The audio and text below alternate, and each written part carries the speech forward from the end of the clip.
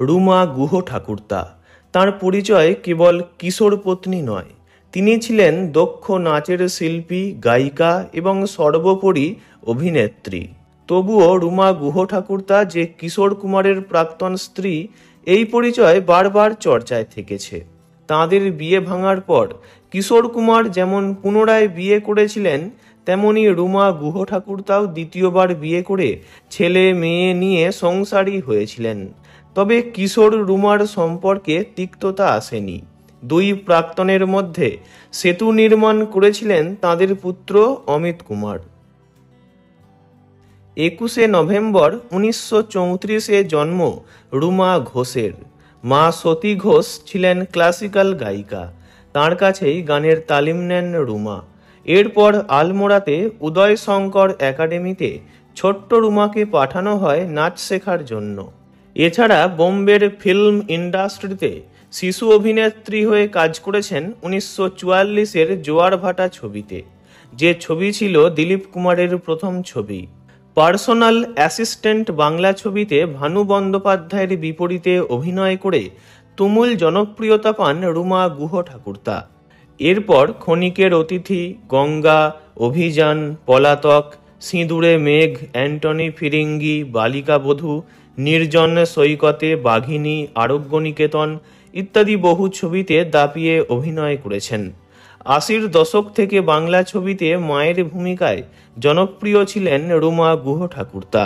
অভিনয় জগতে এসেই 1950-এ ভালোবেসে কিশোর কুমারকে বিয়ে করে মুম্বাই চলে যান রুমা। 1952-য় তাঁদের পুত্র অমিত কুমারের জন্ম হয়।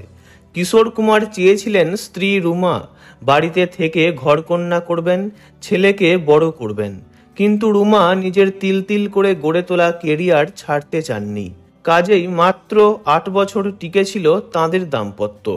1958-এ বিচ্ছেদের বছর দুয়েক পর 1960-এ অরূপ গুহ ঠাকুরতাকে বিয়ে করেন রুমা। এরপর থেকে মুম্বাই ছেড়ে কলকাতাতে থাকতে লাগলেন তিনি। দ্বিতীয় বিয়ে করার পর সংসারকে গুছিয়ে নিয়েছিলেন যেমন, তেমন অভিনয়েও সময় দিয়েছিলেন। দ্বিতীয় দাম্পত্যে 2 ছেলে মেয়ের জন্ম দেন রুমা। অরূপবাবু ও রুমা দেবীর এক পুত্র অয়ন আর এক কন্যা শ্রমণা। শ্রমণা একজন গায়িকা। 2004-এ প্রয়াত হন রুমা দেবীর দ্বিতীয় স্বামী অরূপ গুহ ঠাকুরতা। শেষ জীবনে রুমা দেবীর বার্ধক্যজনিত অসুস্থতা বেড়ে যাওয়াতে ছেলে অমিত কুমার তাকে নিয়ে গিয়ে গৌরীকুঞ্জ বাড়িতে রেখেছিলেন। ততদিনে কিশোর কুমারও চলে গিয়েছেন। একই বাড়িতে কিশোর কুমারের চতুর্থ স্ত্রী লীনা আর প্রথম স্ত্রী রুমা থাকতেন। রুমা ও লীনার সম্পর্ক ছিল দিদি বোনের মতো। হাসি মজা করেই থাকতেন তাঁরা। শেষ দিকে রুমা দেবীর দীর্ঘ অসুস্থতায় সমস্ত সেবা লীনা নিজ হাতে করেছিলেন। লীনার এই ভালোবাসায় ঋণী ছিলেন রুমা দেবীর 3 পুত্র ও কন্যা, অমিত, অয়ন আর শ্রমণা।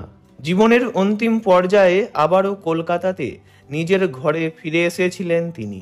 3রা জুন 2019-এ 84 বছর বয়সে বালিগঞ্জের ঠাকুরতা হাউসে প্রয়াত হন রুমা গুহ ঠাকুরতা। এই ভিডিও দ্বারা ওনাকে জানাই আন্তরিক শ্রদ্ধা। ভিডিওটি ভালো লাগলে লাইক করবেন, অন্য কারো বিষয়ে জানতে কমেন্ট করবেন, আর এমনই সব ভিডিও পেতে চ্যানেলটি অবশ্যই সাবস্ক্রাইব করবেন। ধন্যবাদ।